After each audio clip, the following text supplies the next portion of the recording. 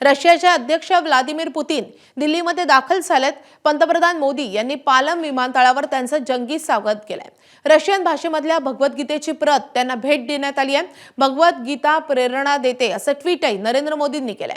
Ukraine युद्धानंतर Putin यांचा हा पहिलाच भारत दौरा आहे। 23व्या भारत रशिया शिखर परिषदेला पुतीन उपस्थिती लावतील। त्याआधी सकाळी राजघाटावर जाऊन राष्ट्रपिता महात्मा गांधींना ते अभिवादन करतील।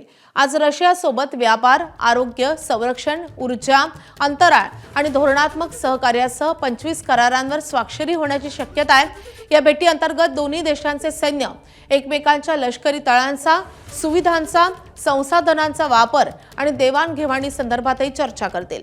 अमेरिकेने भारतावर लावलेल्या टॅरिफ नंतर भारतावर रशियाकडून व्यापार न करण्यासाठी दबाव आहे आणि त्या पार्श्वभूमीवर होणाऱ्या पुतीन यांच्या या दौऱ्याकडे अवघ्या जगाचं लक्ष लागून राहिलंय।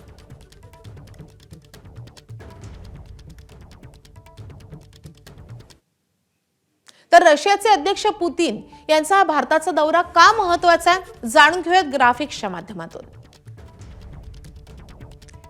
तर भारत रशियामध्ये संरक्षणासह तब्बल 25 करार होण्याची शक्यता आहे। ट्रम्प यांच्या टॅरिफ बॉम्बच्या पार्श्वभूमीवर तेल खरेदी संदर्भातही या बैठकीमध्ये चर्चा होईल। तेलाच्या बदल्यामध्ये कृषी उत्पादनं निर्यातीसाठी भारताकडून प्रयत्नांची शक्यता आहे।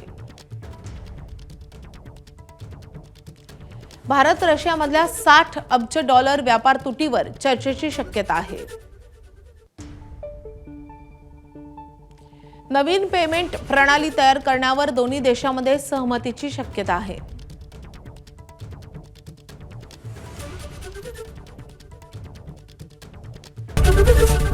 एबीपी माझा, उघडा डोळे बघा नीट।